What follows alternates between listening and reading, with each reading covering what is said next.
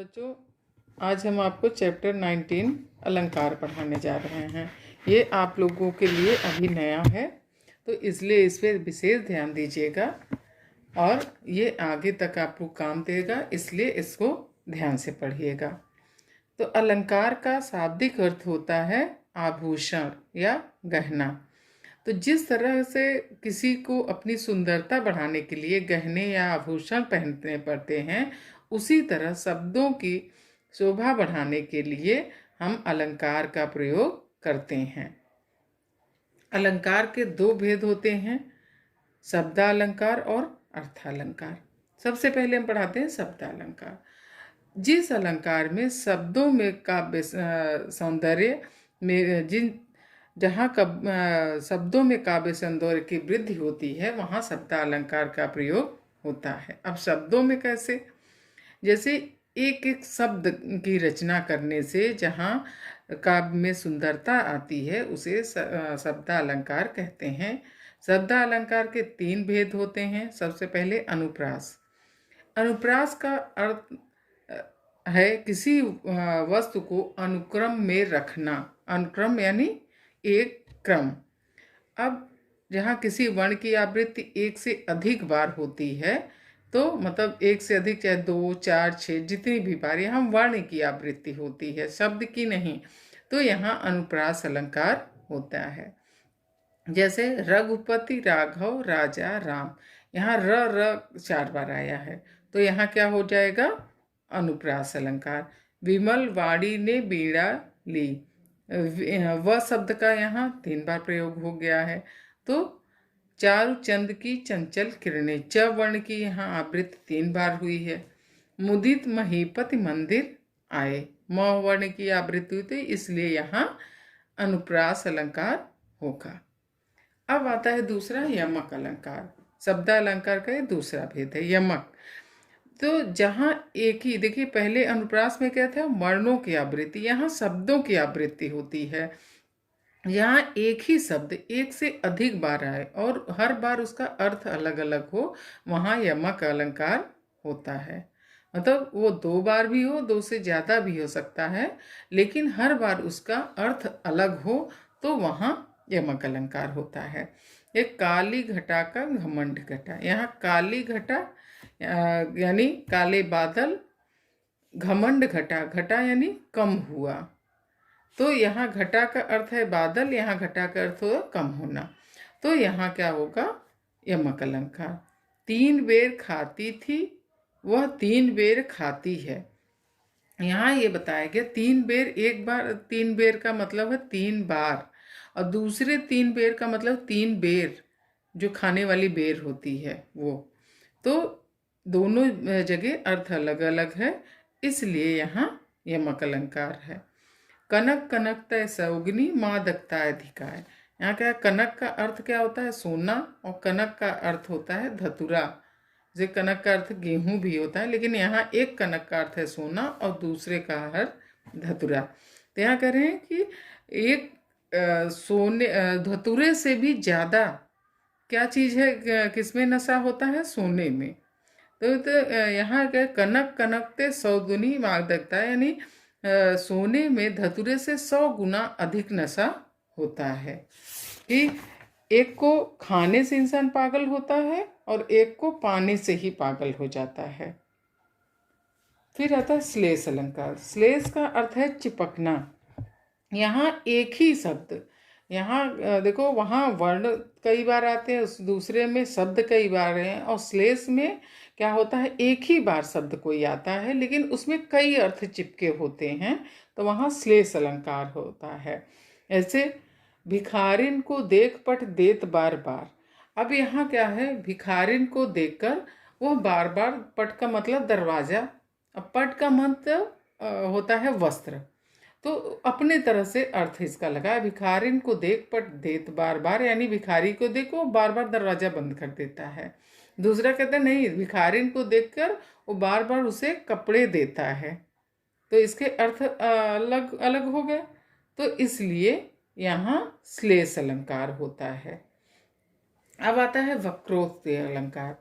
वक्रोक्त का अर्थ होता है वक्र यानी टेढ़ी, उक्ति यानी कथन। जहाँ कथन टेढ़ा मेढ़ा होता है वहाँ वक्रोक्ति अलंकार है। क्यों कि यहाँ कहने वाला कुछ कहता है और सुनने वाला कुछ उसका अर्थ लगाता है, तो इसे वक्रोक्ति अलंकार कहते हैं। जैसे मुझे हर की तलाश है, यहाँ क्या कहते हैं, अरे मुझे हर की तलाश है। दूसरा कहता है अच्छा आपको बंदर की तलाश है।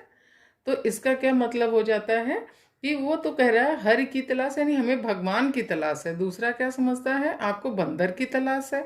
तो ये वक्रोक्ति अलंकार होता है, यानी कि हम कहना कुछ चाहते हैं, दूसरा समझना कुछ चाहता है।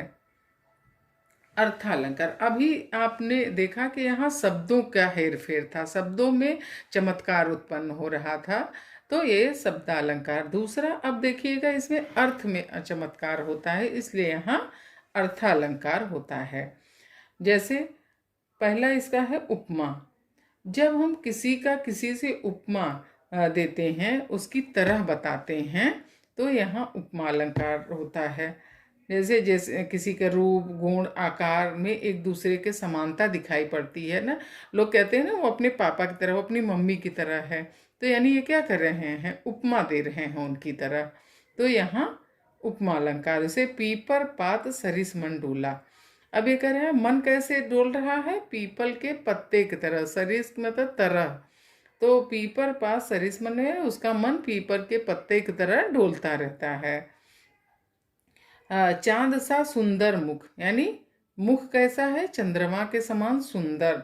हाय फूल सी कोमल बच्ची, बच्ची कैसी है, फूल के समान कोमल। तो यहाँ उपमा अलंकार है। मन का पत्ते से, पीपल के पत्ते से, मुख का चंद्रमा से, बच्ची का फूल से तुलना की गई है, इसलिए यहाँ उपमा अलंकार। अब रूपक, रूपक और उपमा में क्या अंतर है, उपमा में किसी से तुलना की जाती है कि उसकी तरह है यह, और रूपक में तो उसी को रूप ही मान लिया जाता है। यहाँ रूप और गुण में अत्यधिक समानता हो, वहाँ उपमा उपमेय उपमान का कोई आपस में आरोप होता है, तो वहाँ मिलकर क्या हो जाता है, रूपक अलंकार। जैसे चरण कमल बंधो हरिराई, भगवान के कमल रूपी चरणों की हम वंदना करते हैं। अब भगवान के चरण कैसे हैं, कमल की तरह हैं, तो यहाँ उनको बता ही दिया गया है कि वो कैसे हैं, कमल के समान हैं। मैया मैं तो चंद्र खिलौना लई हूँ, कृष्ण भगवान अपनी माँ से कहते हैं मैं तो चंद्रमा को ही खिलौना के रूप में लूँगा। वो चंद्रमा की तरह खिलौना नहीं मांग रहे, चंद्रमा को ही मांग रहे हैं। तो इसलिए यहाँ रूपक अलंकार होता है कि उसी के रूप को मानते हैं। फिर उत्प्रेक्षा, उत्प्रेक्षा का अर्थ है उत्कट रूप में उपमान को देखना। उपमेय और उपमान की संभावना उत्प्रेक्षा अलंकार है। संभावना ज्ञान की उस स्थिति को कहते हैं जो संदेह के आगे निश्चित निश्चय के पीछे हो। जैसे वह आएगा, यह निश्चय है, वह नहीं आएगा, यह भी निश्चय है, वह आ भी सकता है और नहीं भी। यहाँ क्या है, संदेह है कि वो आएगा भी या नहीं आएगा। तो जहाँ किसी चीज़ में संदेह की स्थिति होती है, संभावना होती है, तो वहाँ उत्प्रेक्षा अलंकार होता है। मुख चंद्र, तो यानी उसका मुख कैसा है, मानो चंद्रमा के समान है नहीं उसका चंद्रमा की तरह, लेकिन हम मानते हैं कि उसका मुख मान लो कि चंद्रमा की तरह है। मुख मानो चंद्र, यानी हम चंद्रमा की तरह होने की संभावना कर सकते हैं, चंद्रमा की तरह नहीं बता रहे हैं। तो यहाँ उत्प्रेक्षा अलंकार होता है। अब आता है अतिशयोक्ति अलंकार। अतिशयोक्ति, जैसे नाम से ही पता चलता है, किसी चीज़ की अति यानी ज़्यादा, किसी चीज़ को बढ़ा चढ़ा के कहना ही अतिशयोक्ति अलंकार होता है। लोग कहते नहीं कि अब तो तुमने अतिशयोक्ति ही कर दी, तो यानी बहुत ज़्यादा बढ़ा चढ़ा के कर दी, तो वहाँ अतिशयोक्ति अलंकार होता है।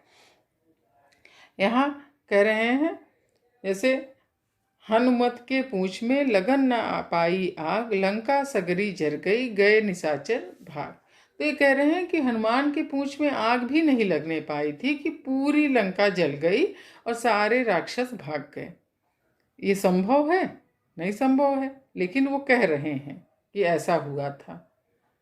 तो ये होता है अतिशयोक्ति।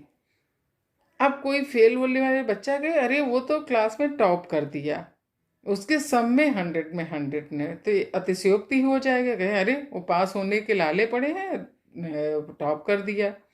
तो इसको अतिशयोक्ति अलंकार कहते हैं। अब आता है छंद। जिस तरह से अलंकार काव्य की शोभा बढ़ाता है, उसी तरह से छंद भी काव्य की शोभा बढ़ाने के लिए प्रयोग किए जाते हैं। छंद शब्द चद धातु से बना है, जिसका अर्थ होता है आह्लादित करना। आह्लादित यानी प्रसन्न करना, अर्थात वह रचना विधान जिसमें आनंद उत्पन्न हो।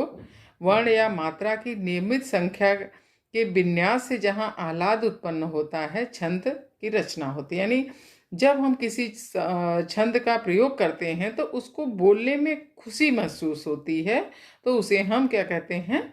छंद कहते हैं। उल्लेखनीय कि वर्ण और अक्षर को मात्रा, अक्षर के उच्चारण में लगने वाले काल को कहते हैं। ह्रस्व को एक मात्रिक और दीर्घ को द्विमात्रिक माना जाता है।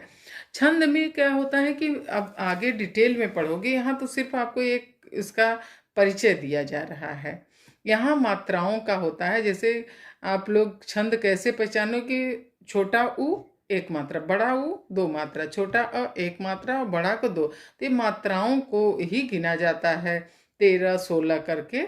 अब इसमें आपको ज़्यादा नहीं विस्तार से बताएंगे, लेकिन इसी को छंद कहते हैं। छंद के दो भेद होते हैं, वर्णिक छंद और मात्रिक छंद। वर्णिक यानी वर्णों का जहाँ प्रयोग होता है वहाँ वर्णिक छंद, और मात्राओं का जहाँ प्रयोग होता है वहाँ मात्रिक छंद। वर्णिक छंद में वर्णों का स्थान नियत रहता है, किंतु मात्रिक छंद में वर्णों का स्थान नियत नहीं रहता है। इसके अलावा मात्रा का विचार दोनों छंदों में करना पड़ता है। अब वर्णिक छंद के 8 भेद हैं: प्रमाणिक, स्वागता, भुजंगी, तोरक, मालिनी, मंदाकांता, चंचला, शिखरिणी आदि। मात्रिक के अहीर, तोमर, अरिल, चौपाई, रोला, आल्हा, दोहा, सोरठा आदि। मिश्र छंद, इसमें 2 छंद मिलाकर एक छंद का निर्माण बनता है। जैसे कि मिश्र से नाम से ही पता चल रहा है कि मिश्रित करना, मिला देना। मिश्र छंद के कुछ नाम निम्नलिखित है: कुंडलिया, छप्पय, सवैया, घनाक्षरी। तो ये है छंद। जब आप लोग 9th में जाओगे तो आपको छंद, दोहा, सोरठा ये आप लोग को पढ़ना पड़ेगा और विस्तार से। बस इतना जान लो कि जिस तरह से अलंकार काव्य की शोभा बढ़ाता है, उसी तरह छंद का भी प्रयोग किया जाता है।